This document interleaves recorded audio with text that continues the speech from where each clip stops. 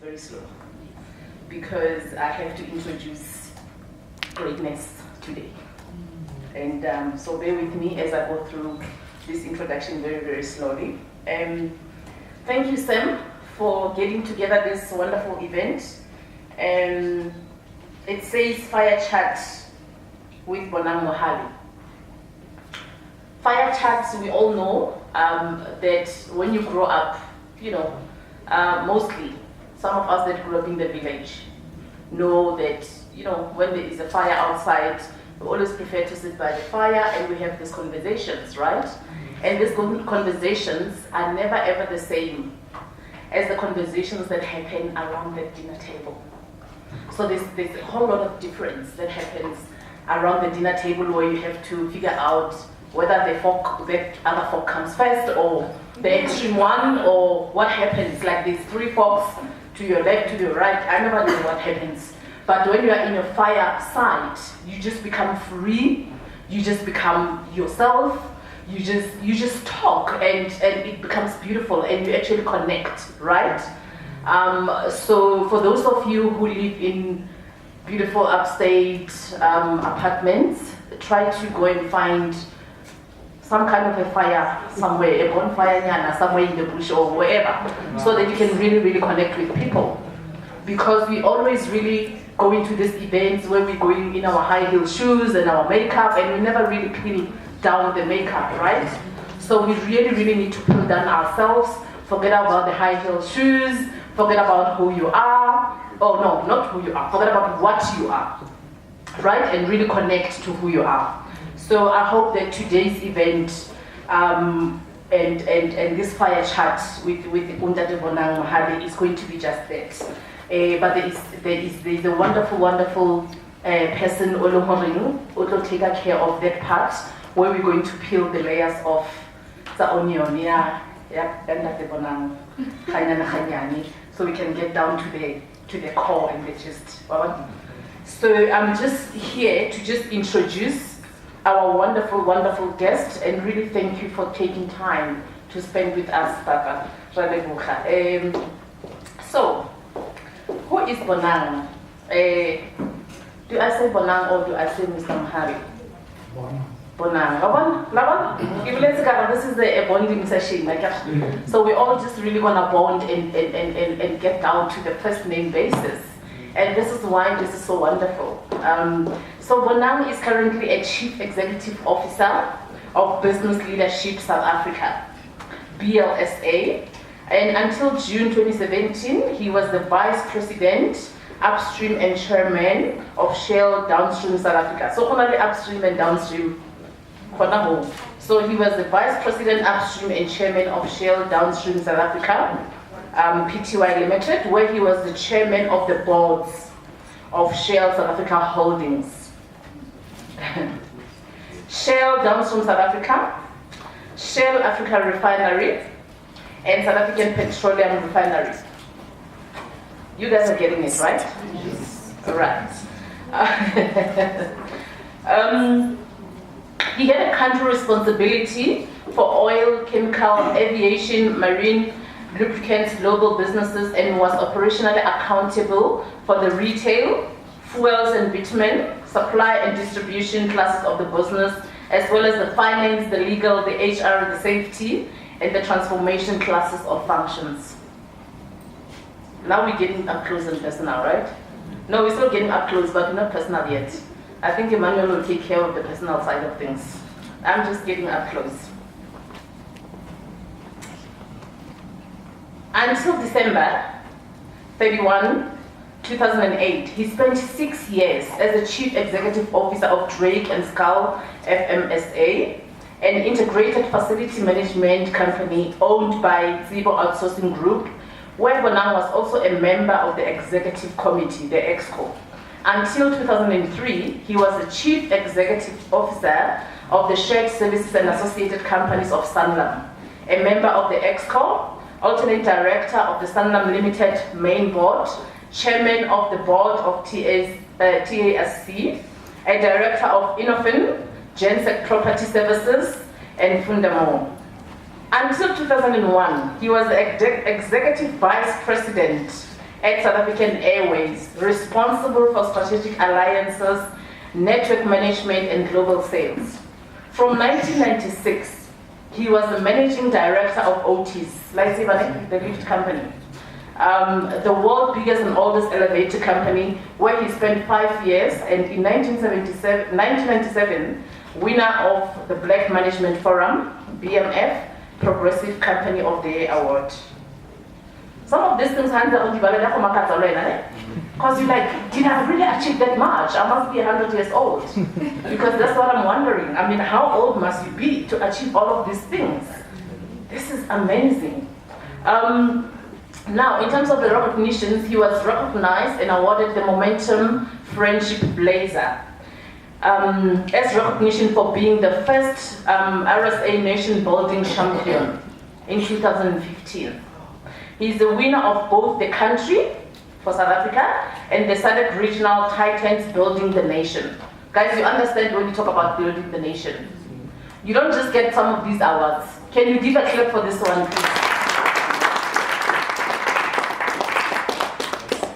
The CEO Magazine Award. Bonang was conferred with an honorary professorship in the marketing management by the University of Pretoria, where he serves on their advisory council. 2012 IPM CEO of the Year, SA Facility Management Association 2007 Personality of the Year, and 1997 Black Management Forum BMF Manager of the Year. He received the Presidential Award for his servanthood in South Africa industry and the economic empowerment of previously disadvantaged individuals. Bonang has been a guest on numerous international TV, radio, and magazine programs. He travels regularly to the rest of Africa, Europe, and the Americas. Can we please just give a round of applause?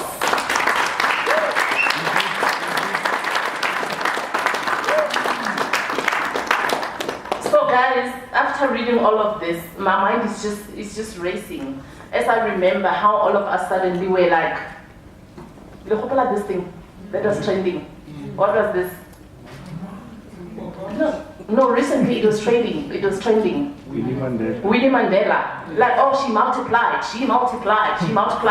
We wait until people are dead to multiply them. And I really, really hope we need to learn some lessons.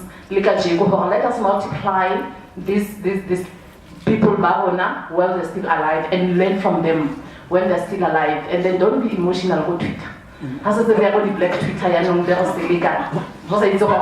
are you doing on Black Twitter when you're supposed to be productive? So let us multiply today how to do it. Thank you very much. So, welcome Mr. Bonang. Please come and join us in the front.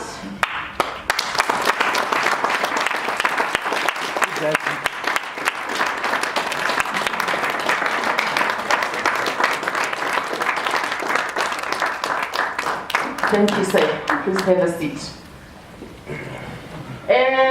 Next, I'm going to introduce a young, vibrant, very excited, can we say young man, Emmanuel Sir Bonoko. Religion, it's not praying on Sunday. It's a way of life. Yes.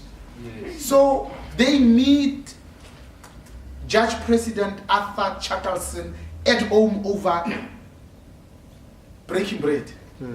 They know him personally.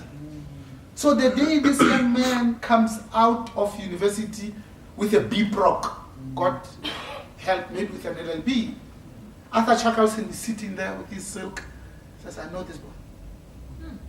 I know his parents. I know how he was brought up.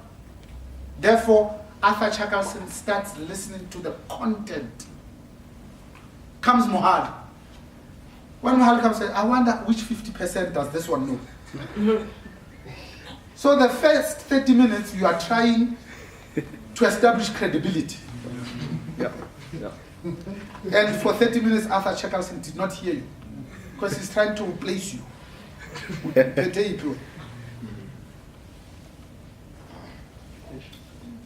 So opportunities are created at home, even though our parents were unlearned and unlettered, but they gave us values. I still remember the values that came from my grandmother. Put things where you found them. Don't take things that don't belong to you. Always wash your hands. That's how I grew up. Make up your bed. Yeah. You would never eat where I come from.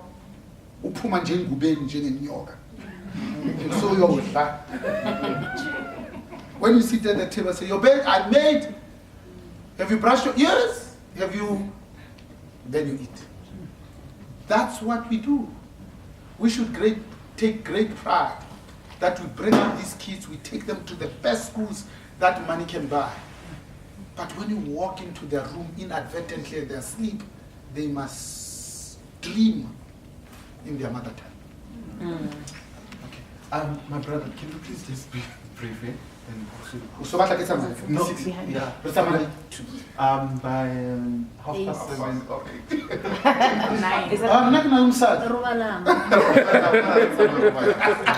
Yeah. Good evening, everyone. My name is Mangaliso. So, sir, please explain, because you spoke about the importance of a family. So I wish I would say the same words that you are sharing now with us. But my story is different.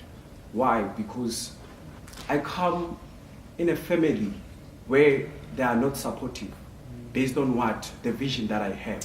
And you spoke about the realization of a purpose. I believe that purpose gives birth to a vision. Yeah. So how is it? Because even now I can't share my dreams with the members of my family. How can you say, coming from Alexandra, where there is no inspiration outside there, how can you say to someone like me who can't share his vision with his parents? But it's an honor to be mentored by people such as Leadership Sir Bonoko. I had to go out of Alex to get mentors in order for me to stand. And please briefly explain about the parents having to sit with their children and know what is it that they want to achieve in their lives. What are their dreams? Unlike to force them to pursue or live their lives through them. I think you have two. One by one. But you're all right. So shall I ask or must I wait for you to answer? You won't forget his question. I won't forget. I can take 7 questions at a time. Thank you so much. Yes.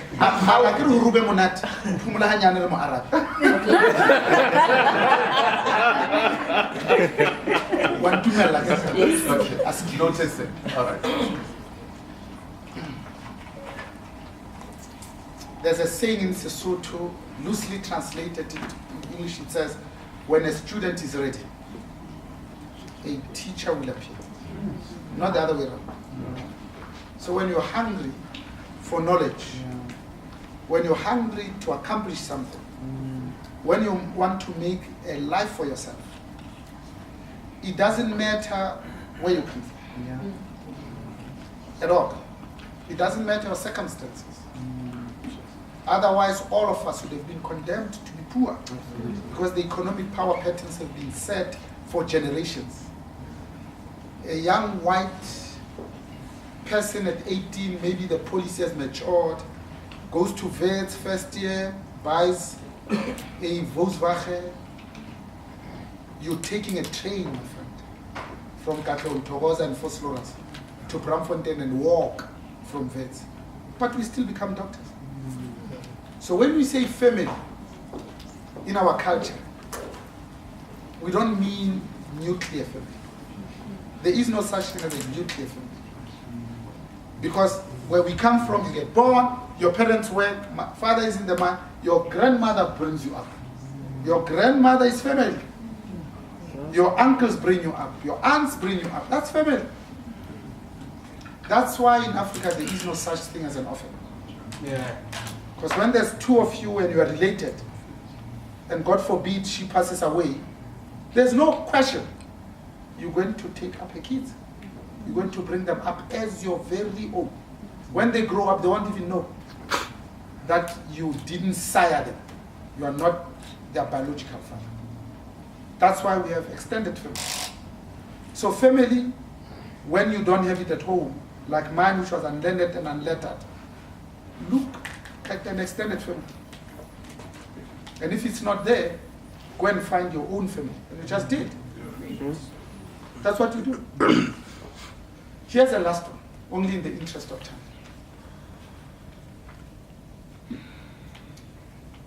If you ask me what really drives me, I would say it's the fear of poverty.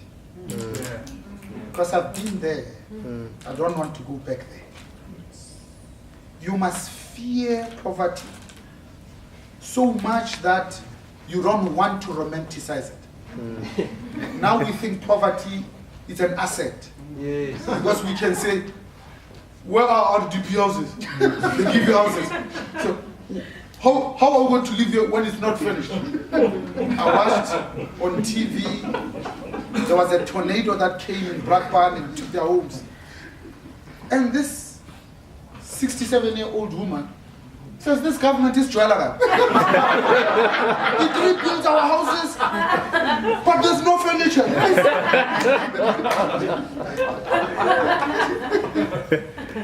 So, you must find what you have been brought here to cure, to fix, and go and fix it. It doesn't matter how big house. Not all of us can be doctors. Not all of us can be engineers. Some of us must be lift mechanics. When my geyser bursts on Sunday at night, I don't argue with the plumber about his hourly rate. And I can tell you for a fact, electricians charge more per hour than cardiothoracic surgeons.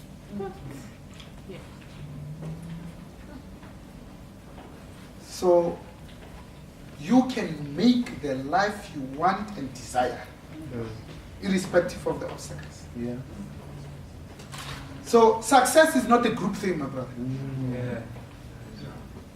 In your family that is in a sea of poverty, and you say, nah, I'm not happy with this. I'm not content with this. I'm going to get out of here. You will get out of there. And you'll buy your mother or your parents a house in the suburbs. And you'll still live comfortably so that you are debt-free by the age of 40. But if you want something bad enough, the operative word is bad enough. A lot of us want lots of things. I want a red BMW X5 with a white interior. I want, but not bad enough. But if you want it bad enough, even nature works with you to ensure that you get it. You are what you repeatedly think about. Exactly. So if you think about Daha repeatedly, if you think about success repeatedly, you are success. If you think about being a doctor, Not only thinking about it, but also doing something about it. exactly, Being action driven. that's why you're a mentor.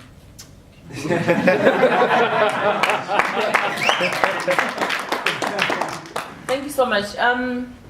I think my question is really on the basis of what you spoke about earlier, Hore. We need to produce what the world needs so that we can supply, product and services. But also, my thing is I started a company called the Black Basket.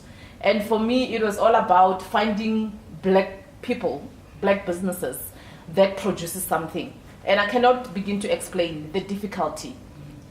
Because the focus being on fast-moving consumable goods, the food that we eat every day on our table, and we all know who owns, that value chain of production. And so I remember, it's amazing that I'm here today. Yesterday I had a 1-hour Zoom webinar, Zoom chat with a guy that just contacted me on Facebook because he sees, the work that I do. But in fact, this guy was saying to me, he was trying to sell me the business that he's doing. And I said to him, no, but this is what I'm actually doing. I went on training on Saturday because I'm interested in actually getting my people in my country, my black people, and hence the Black Basket, to actually begin to produce. But you hear a lot of I mean, you were talking about how many no's do you get. I've been 2 years in this thing, trying to start it, and you hear, no, black people are not going to support it. No, black people don't support each other. No, black people whatever. And it becomes so tiring, because how do we then as black people begin to change our narrative about ourselves and begin to change the belief system that we have about what we can do and what we can't do, because we don't believe in ourselves. We want to buy the Gucci suit instead of buying, the guy next door suit. So how do we succeed in, because I see that you've won awards in nation building. And for me, I believe my purpose here is to really build my nation, but also contribute a little bit towards poverty eradication by a way of building entrepreneurs. Yep. So how do we work in a system that tells us we can't do it? No matter when you work with other entrepreneurs, that you feel, no, black people are jealous. You believe Bakasi supporting other black people's businesses. When we actually are fighting the white capital monopoly. I went to the Val on Saturday, and I sat down with Tammy, who owns Pick n Pay Ola. And the man has been in that Pick n Pay for 20 years. He told me how, when he was beginning to be successful, the white company started sabotaging him.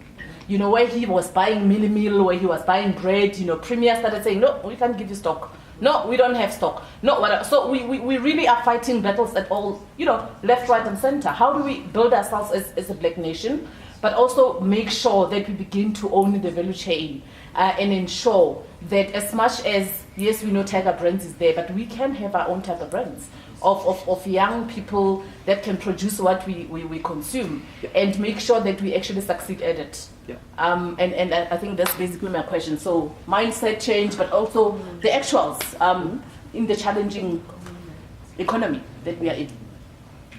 So when you fly South African Airways,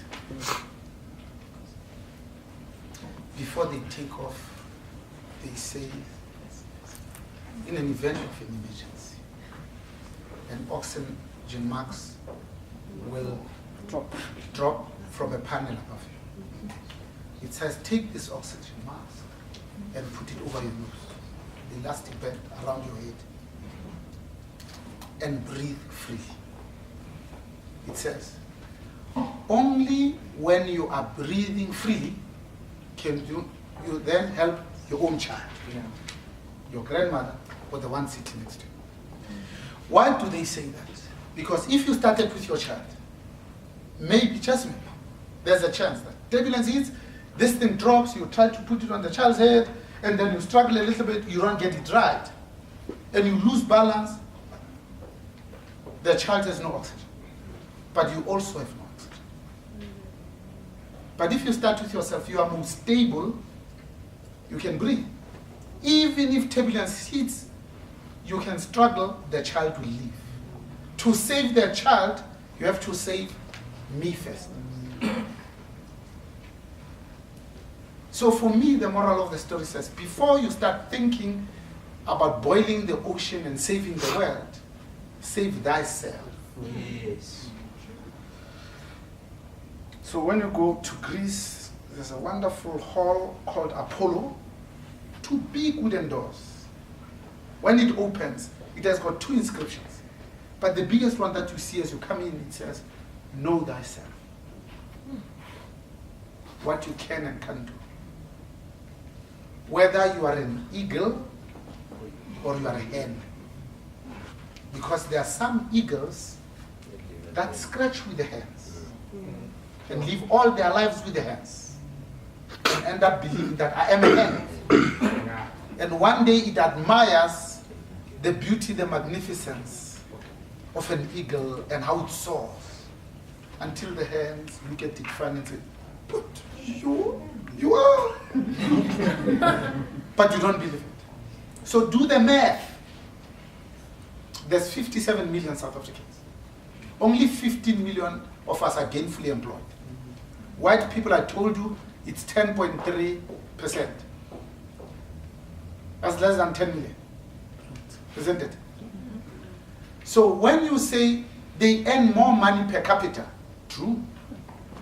But when you look at all these black people, 40 million of them, 17 million of them on some social grant, and you add up their collective earning power, it's more than of these white people. Yes.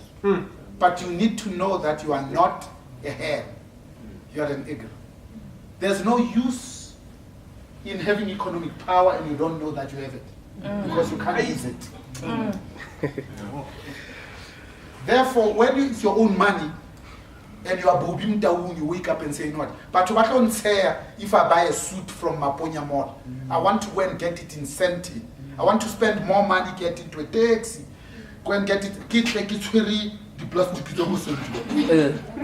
it's your choice. You are poor by choice.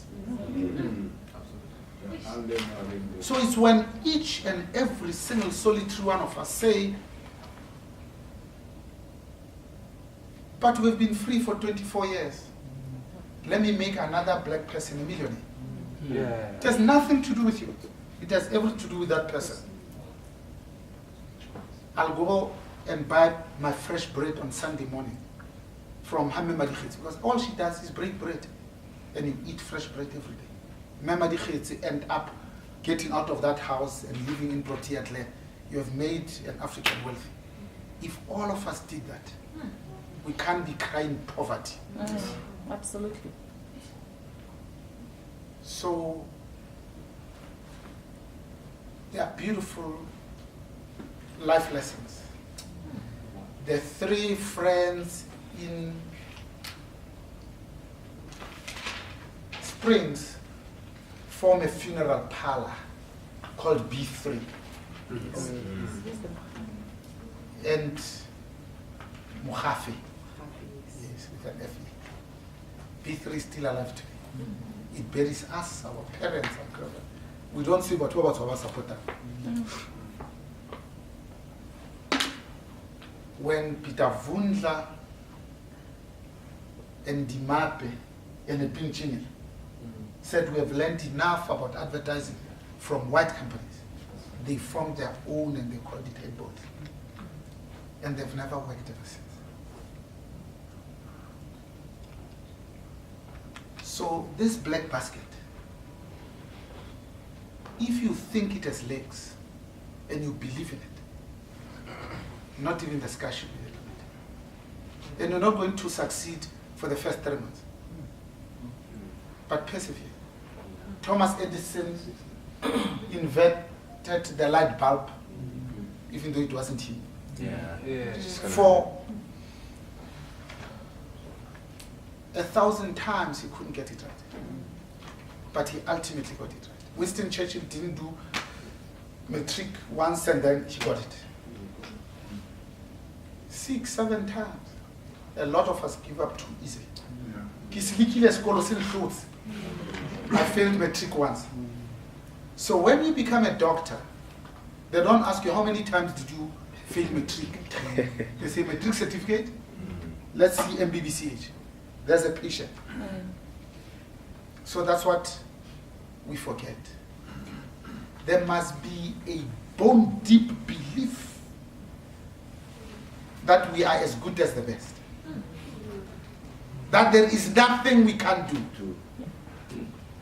Even though we have to go through 10 hoops, because our parents don't have endowments and policies. But it's important for me to achieve for myself, not for anybody else. Then we're making progress. Okay.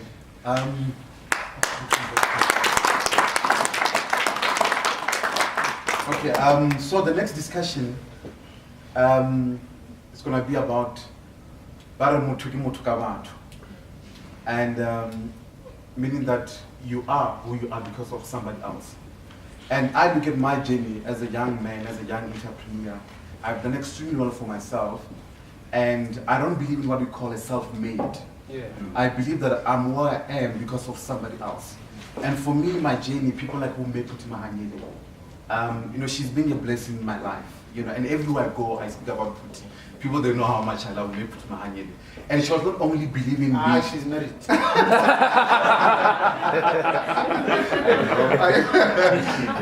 She was not only believing in me, come and so fair, but also she was able to put, you know, investment and resources And that's my philosophy. Linda Tillis Brown once said over it, as much as you believe in yourself, as much as you work hard, as much as you do your best, but you need that ultimate 1% that can open doors for you. So now don't believe in a self-made, that you are a self-made person. So now I want to hear from you, Mr Bonang Mohale. Who are some of the people that really played such a significant role to be the man that you are today? Or you believe in it? Self-made? I don't know. I believe like it. So the first one is Susan. You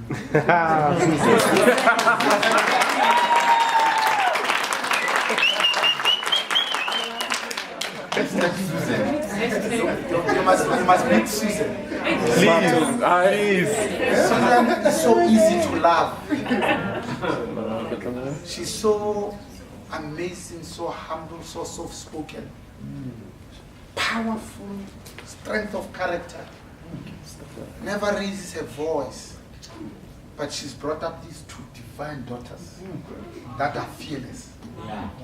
So Tsepiso did an international MBA at Instituto de Empresa. It's called I University in Madrid. She was able to live on her own for 2 years. That was her 4th degree. Maneo, my second and last, lived for 4 years at the University of British Columbia in Vancouver, in Canada, alone. Because Susan told them that they are okay. They can be anything they want. And they believed her. One day I'm driving in my car. I'm working for Pfizer when Midrand was still called Halfway House. And I hear this black man on the radio. He's talking about affirmative action. Hey, at the end they say, that was Lord Matukentlov. I said, I'm going to look for this black man. I heard him once. I found Bralot. When I left that afternoon, I went to join the BMF. I've been on the board of BMF for 33 years. Because I had an African that was confident, that was articulate, that was profound in understanding of the issues, that chose to be on the side of the angels, that wanted to fight a good fight. Yes. And I joined the BMF because of the Lord. An amazing human being. Later we were to recruit the first black chartered accountant, Professor Lumkiti, Wiseman. When the BMF got bankrupt, said, you can keep down white corporate doors. And he did, he became a president. So I'm a product of the BMF. But I am the product of many inputs.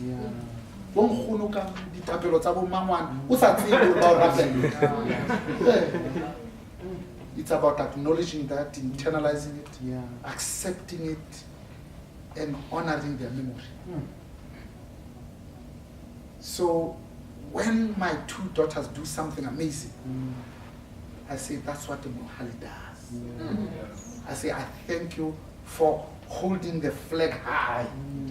I say, I thank you for representing us well. And they know. Now when they speak and they play with the other kids, you'll hear them say, the Mohales, we don't do that.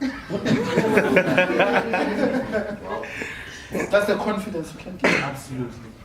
My parents were too busy. That's why I remember my grandmother's sayings. So go and find your own grandmother. Your grandmother is not your biological mother or father. It's a person in the village that genuinely cares about the education of a black child. That's some of the people. And then, of course, you get into the world of work. Now, if you listen to Ubabu Mkoli Simkocho, the president of the Chamber of Mines, and the battles that they are fighting. I mean, mining is white, it's Anglo-American. You can't get better than that white monopoly capital. But white monopoly capital now, it's him and I. And we don't look white. But this is us. Yeah, we walk, talk, and behave like we're in charge.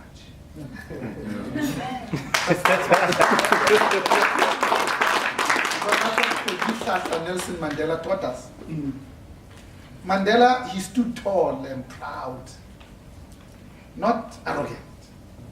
And when he shook your hand, it was firm and would look you in the centerpiece of the pupils of your eyes. And you'd think that he's talking only to you, nobody else. Yeah. That at that moment, nobody else mattered, Yeah. but you. Yeah. And we are children of Nelson Mandela. And we want to honor him as the father of the free democratic South Africa. We dare not disappoint him, like the same way that I don't want to disappoint my uncle, and I don't want to disappoint and I don't want to disappoint Sepiso and Manuel, because the Mohales don't do that.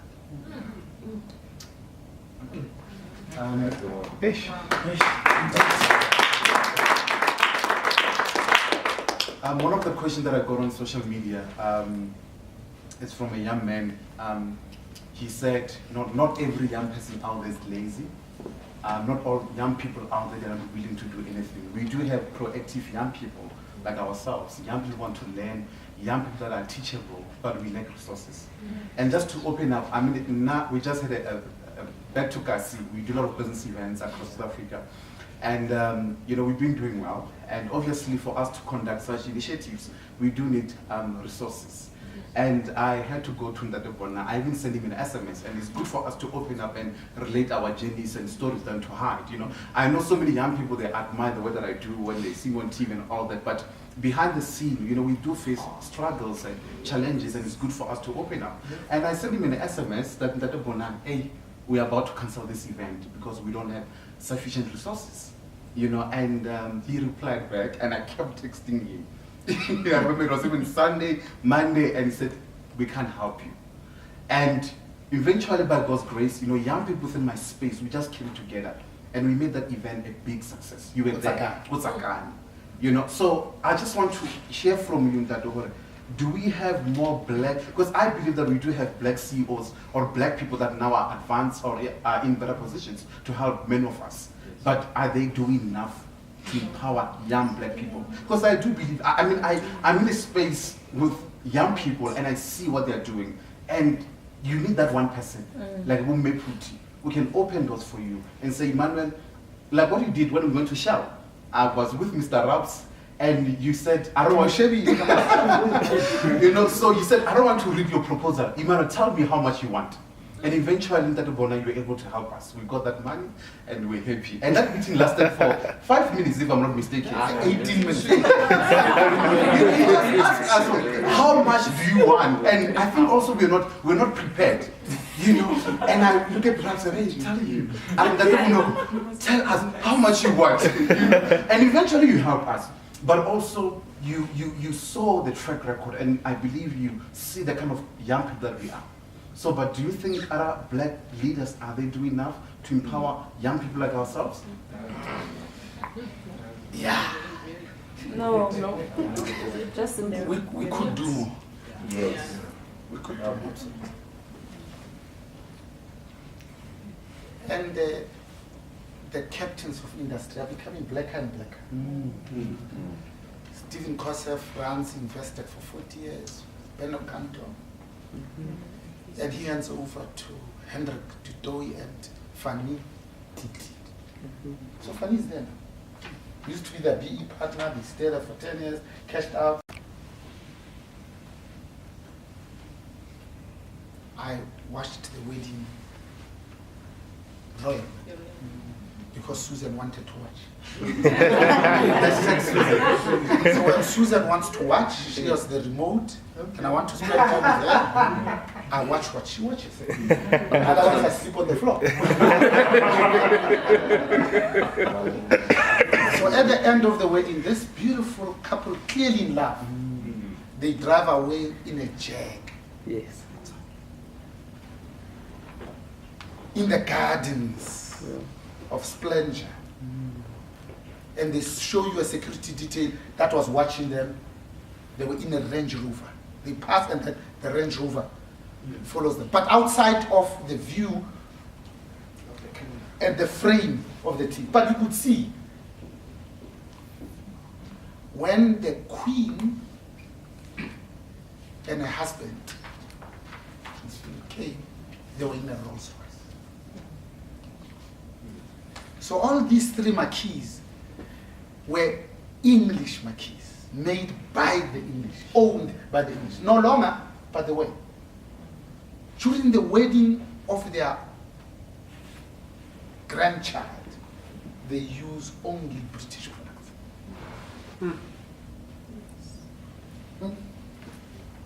Brian Joffe tells the story that he had an idea. He spoke to Stephen Kosef on Sunday at Shul. On Monday, Stephen Kosef called him and said, Lindsay Ralph will give you the money you want. He didn't have to interview it. He didn't have to provide collateral. He didn't want the name of his grandmother. He believed in him, and Bidvest was a conglomerate that is in 34 countries. When a Jewish person has a piece of land, you can bet your bottom dollar that the architect will be Jewish. Yes. The builder will be Jewish. So when they wake up in the morning and they want to read the Sunday Times, they walk out of their gate and they pass 3 shops to go and find a Jewish shop, so they can buy from Jewish shops. It could be convenient to subscribe and it gets delivered on your gate. And like most black people that think they've arrived in a gown and their slippers, come out to the gate and pick up their newspaper, go in and read it. But they make the effort because success is hard work. Yeah. But success is purposeful. It's deliberate. It's conscious. Yes. How many of us take the inconvenience of saying, I'm going to see my in-laws because we have a funeral? I don't know how to bake, but there are some black men and women that bake in the township. I'll get into my Range Rover, scones in the buckets to support them and take them to Kofimva. When I arrive, they say, oh, Makoti, utsiba ubaka. When I know I bought it from another black.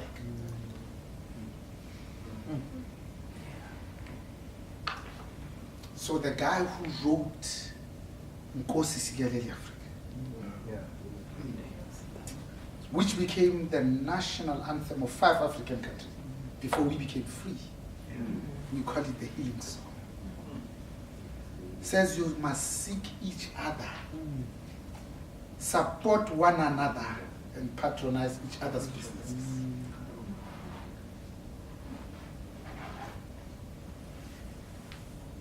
So, only black people, when they get married, they want a white wedding.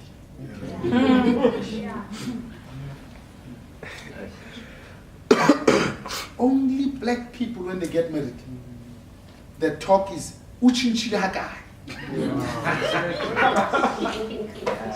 I uchinchile 5 times. And those are the things that turn us on. I just saw a royal wedding. I saw the mother of these kids, Diana, when she got married. She is white, of course she must wear a white dress. But that's the only thing she wore, went to church, went on honeymoon. So we have our own culture, our own morals and folkways. In Sesotho, a wedding is complete when the uncles have done their thing. You have slaughtered a cow. Mokhekhetwa wa unka wa ufa hamhlongo wa sia ha mohale wa re kopanya malapa wa thetetsa bohadi ke lenyalo le fedile. Yes. O kentse modianye. Wa pere siana mare. We kokotletse ka kota. Ke lenyalo le fedile. Re nwella jwala ba Sesotho. Re hlabile. Re keteka re qoqopela ho le monate. But after that, you must go and spend another 500,000 to show and affirm white people that We are now married. Only black people pray to God and have a uniform. I've worked all my life with white people. I've never been to their church where they have a uniform. I've never. Yes. They come with their clothes. There's no difference between what you wear on Monday, on Saturday, and on Sunday. Black people don't even know why they need to wear uniforms. But they wear it by them. Because we have forgotten who we are, what we stand for, what is genuinely ours. Borrowed converses pour from our lips, borrowed robes hang from our necks, because we have lost ourselves. So if you don't know who you are, Alice in Wonderland says, if you don't know where you're going, every road will take you. You'll think you are white and Chinese and Indian. Right?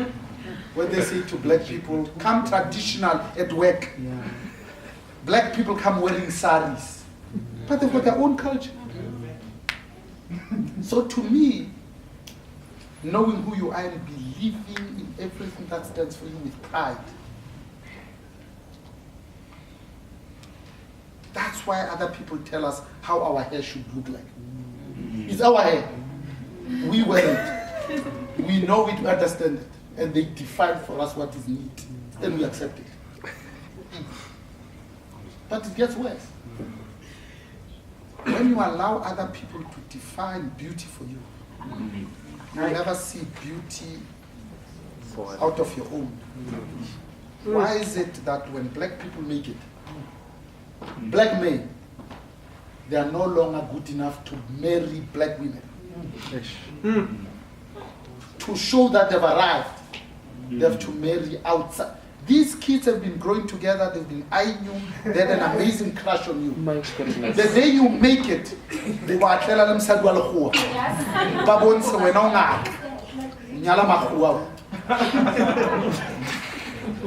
and by so doing, we send a strategic conversation that black is not good enough. So when you grew up poor and you ate brown bread out of poverty, it doesn't matter how many British medical journal you read and they tell you brown bread is healthier. You will say it reminds me of poverty. Therefore, I don't even want to see it. To show that I'm out of poverty, I want to eat the bread that white people eat. Then you think white people eat white bread.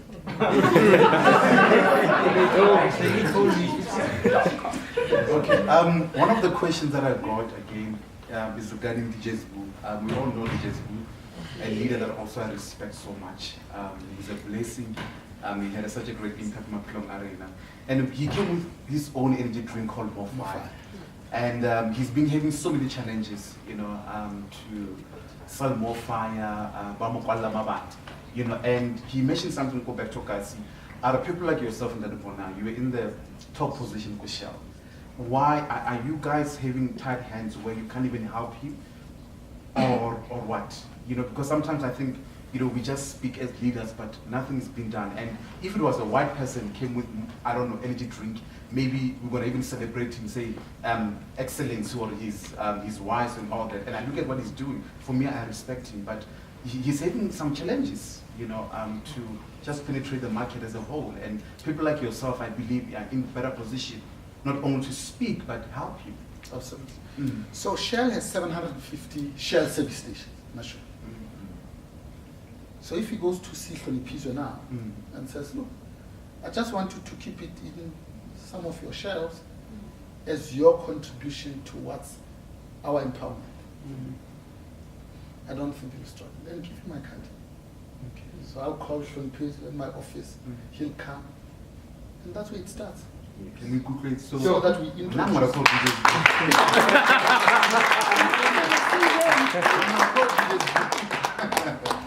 Yeah. But you see, this goes further. One of the most important things we can do as leaders is to realize that our impact has to be on this thing called culture.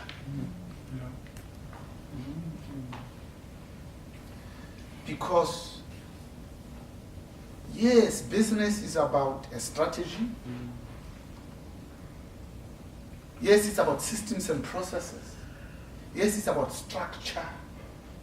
But the most impact is what type of culture do you find that shared?